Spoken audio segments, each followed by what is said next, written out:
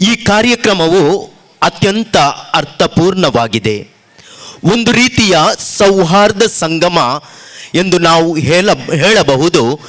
ಇಲ್ಲಿ ನಾವು ಸೇರಿರುವುದು ಕೇವಲ ಕಾರ್ಯಕ್ರಮಕ್ಕಾಗಿ ಅಲ್ಲ, ಮಾನವೀಯತೆಯ ಏಕತೆಗಾಗಿ ಆಗಿದೆ. ಗಣ್ಯರೇ ಹಾಗೂ ಸಭಿಕರೇ, ನಮ್ಮನ್ನು ವಿಭಜಿಸಲು ಬಂದಿಲ್ಲ ಯಾವುದೇ ಧರ್ಮಗಳು ನಮಗೆ ಮಾನವರಾಗುವುದನ್ನು ಕಲಿಸಲು ಬಂದಿವೆ. ಯಾವುದೇ ಧರ್ಮವಿರಲಿ, ಅದು ಹೇಳುವುದು ಒಂದೇ: ಪ್ರೀತಿ ಮಾಡು, ದ್ವೇಷ ಬಿಡು, ಸೇವೆ ಮಾಡು, ಹಿಂಸೆ ಬೇಡ, ಸತ್ಯವನ್ನು ಪಾಲಿಸು, ಅನ್ಯಾಯವನ್ನು ಅಲ್ಲ. ನಿಜವಾದ ಧರ್ಮವೆಂದರೆ ಬಿದ್ದವರನ್ನು ಎತ್ತುವುದು, ಹಸಿದವನಿಗೆ ಆಹಾರ ನೀಡುವುದು, ದುಃಖದಲ್ಲಿರುವವರಿಗೆ ಧೈರ್ಯವನ್ನು ನೀಡುವುದು. ಸರ್ವಧರ್ಮ ಸಮನ್ವಯ ಕೇವಲ ಮಾತಲ್ಲ, ಅದು ನಮ್ಮೆಲ್ಲರ ನಡೆ, ನಮ್ಮ ನಿಲುವು, ನಮ್ಮ ಜೀವನವಾಗಿರಬೇಕು. ಪ್ರಿಯ ಬಂಧುಗಳೇ, ಇಂತಹ ಒಂದು ಶುಭ ಸಂದೇಶದಲ್ಲಿ, ಇಂತಹ ಒಂದು ಅತ್ಯುತ್ತಮವಾದ ಕಾರ್ಯಕ್ರಮದಲ್ಲಿ ಒಂದು ಸಂದೇಶವು ಹೊರಬರಬೇಕಾಗಿದೆ. ಆ ಸಂದೇಶವಾಗಿದೆ: ಈ ಭೂಮಿಯಲ್ಲಿ ಪ್ರೀತಿಯು ಗೆಲ್ಲಬೇಕು, ದ್ವೇಷವು ಸೋಲಬೇಕು, ಶಾಂತಿಯು ಗೆಲ್ಲಬೇಕು, ಹಿಂಸೆಯು ಸೋಲಬೇಕು. ನಮ್ಮ ಮಕ್ಕಳಿಗೆ ಭಯದ ಸಮಾಜವಲ್ಲ, ಭರವಸೆಯ ಸಮಾಜವನ್ನು ನೀಡುವುದು ನಮ್ಮೆಲ್ಲರ ಹೊಣೆ. ಪವಿತ್ರ ಬೈಬಲಲ್ಲಿ ನಾವು ಓದುತ್ತೇವೆ, ಯಾರಾದರೊಬ್ಬರು ನೀವು ದೇವರನ್ನು ಪ್ರೀತಿಸುತ್ತೇನೆ ಎಂದು ಹೇಳಿ ನಿನ್ನ ಸಹೋದರನನ್ನು ದ್ವೇಷಿಸಿದರೆ ನೀನು ಸುಳ್ಳು ಹೇಳುವವನಾಗಿದ್ದೀಯಾ. ಆದ ಕಾರಣ ದೇವರ ಪ್ರೀತಿಯು ನಮ್ಮ ಸಮಾಜದಲ್ಲಿರುವ ಮನುಷ್ಯರೊಂದಿಗೆ ನಾವು ತೋರಿಸಬೇಕಾಗಿದೆ. ಇಂದು ನಾವು ನಮ್ಮ ಸಮಾಜದಲ್ಲಿ ಬದುಕುವ ರೀತಿಯಾಗಿದೆ. ಈ ಸಮಾಜದಲ್ಲಿ ಬದುಕುವಾಗ ನಾವು ಹೇಳಬೇಕಾಗಿದೆ: ನಮ್ಮ ಧರ್ಮ ನಮ್ಮೊಂದಿಗೆ, ನಮ್ಮ ಸ್ನೇಹ ಎಲ್ಲರೊಂದಿಗೆ. ಈ ಕಾರ್ಯಕ್ರಮವು ಇದನ್ನೇ ಸಾರುತ್ತದೆ.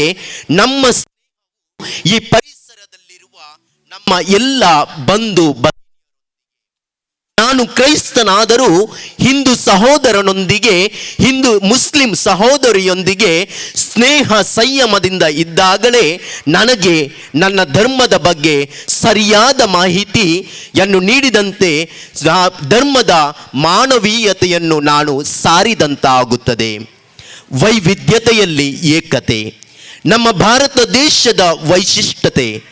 ನಮ್ಮ ರಾಷ್ಟ್ರದ ಸೌಂದರ್ಯವೇ ವೈವಿಧ್ಯತೆಯಲ್ಲಿದೆ. ಆದ ಕಾರಣ ವಿವಿಧ ಭಾಷೆಗಳು, ಧರ್ಮಗಳು, ಸಂಸ್ಕೃತಿ, ಸಂಪ್ರದಾಯಗಳು ನಾವೆಲ್ಲರೂ ಒಂದೇ ತಾಯಿಯ ಮಕ್ಕಳು ಎಂದು ಸಾರುತ್ತವೆ.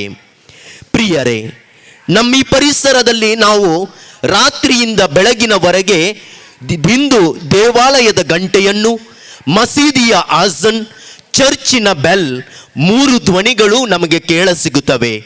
ಅವೆಲ್ಲವೂ ಸಾರುವ ಸಂದೇಶವು ಶಾಂತಿಯ ಸಂದೇಶ, ದೇವರ ನೆನಪನ್ನು, ಭಗವಂತನ ಪರಿಚಯವನ್ನು ನಮಗೆ ನೀಡುತ್ತವೆ.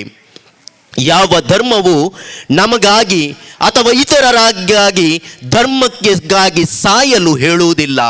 ಧರ್ಮವು ನಮಗೆ ಸಾರುವ ಸಂದೇಶವು ಇತರರನ್ನು ಸಹಾಯ ಮಾಡಬೇಕು.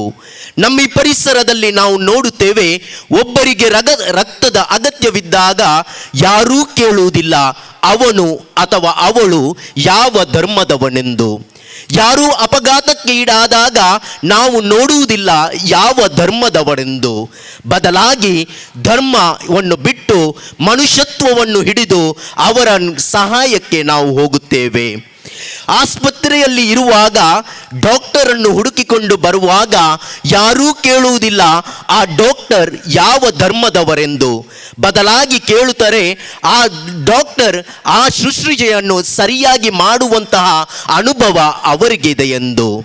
ಪ್ರಿಯರೇ, ಈ ಎಲ್ಲ ಘಟನೆಗಳು ನಮಗೆ ತೋರಿಸುತ್ತದೆ ಮನುಷ್ಯತ್ವವೇ ನಿಜವಾದ ಧರ್ಮ, ಮಾನವೀಯತೆಯೇ ನಿಜವಾದ ಧರ್ಮ. ಪ್ರಕೃತಿಯನ್ನು ನೋಡಿ ನಾವು ಕಲಿಯಬೇಕಾಗಿದೆ. ಪಾರಿವಾಳಗಳನ್ನು ನೋಡಿ, ಬೆಳಗ್ಗೆ ಅವು ದೇವಾಲಯದ ಮೇಲ್ಛಾವಣಿಯಲ್ಲಿರುತ್ತವೆ ಮಧ್ಯಾಹ್ನದಲ್ಲಿ ಮಸೀದಿಯ ಗೋಪುರದಲ್ಲಿದ್ದರೆ ಸಂಜೆ ಚರ್ಚಿನ ಆವರಣದಲ್ಲಿರುತ್ತವೆ. ಅವುಗಳಿಗೆ ಧರ್ಮದ ಅಡಚಣೆ ಇಲ್ಲ. ನಮ್ಮ ಈ ಪರಿಸರದಲ್ಲೂ ನಾವು ಕೂಡ ಬದುಕುವಾಗ ಇಂತಹ ಒಳ್ಳೆಯ ಮನೋಭಾವದಿಂದ ಬದುಕಲು ನಮಗೆ ಸಾಧ್ಯವಾಗಿದೆ. ಆ ಭಗವಂತನಿಗೆ ಆಗಲಿ ಸ್ತುತಿ ಸ್ತೋತ್ರ. ಹಿಂದೂ ಧರ್ಮವು ಹೇಳುತ್ತದೆ ತಮಸೋಮ ಜ್ಯೋತಿರ್ಗಮಯ, ಕತ್ತಲೆಯಿಂದ ಬೆಳಕಿನ ಕಡೆಗೆ. ಇಸ್ಲಾಂ ಧರ್ಮ ಹೇಳುತ್ತದೆ ಅಲ್ಲಾಹು ನೂರ ಮಸ್ಸುಮತಿ ವಲ್ ಅರ್ತ್, ಅಲ್ಲಾಹನು ಆಕಾಶಕ್ಕೂ ಭೂಮಿಯು ಬೆಳಕಾಗಿದ್ದಾನೆ. ಕ್ರೈಸ್ತ ಧರ್ಮವು ಹೇಳುತ್ತದೆ I am the light off the world, ನಾನು ಜಗತ್ತಿಗೆ ಬೆಳಕಾಗಿದ್ದೇನೆ. ಎಲ್ಲ ಧರ್ಮಗಳು ಬೆಳಕಿನ ಸಂದೇಶವನ್ನು ಸಾರುತ್ತವೆ, ಪ್ರೀತಿಯ ಸಂದೇಶವನ್ನು ಸಾರುತ್ತವೆ, ಶಾಂತಿ ಮತ್ತು ಸಹಾನುಭೂತಿಯ ಸಂದೇಶವನ್ನು ಸಾರುತ್ತಾರೆ. ಆದ್ದರಿಂದ ಪ್ರಿಯರೇ, ನಾವು ಯಾವತ್ತೂ ಕೂಡ ಧರ್ಮದ ಹೆಸರಿನಲ್ಲಿ ವಿಭಜನೆಯತ್ತ ಹೋಗುವುದು ಬೇಡ. ಸೌಹಾರ್ದತೆಯ ಸೇತುವೆಯಾಗಿ ಬಾಳೋಣ.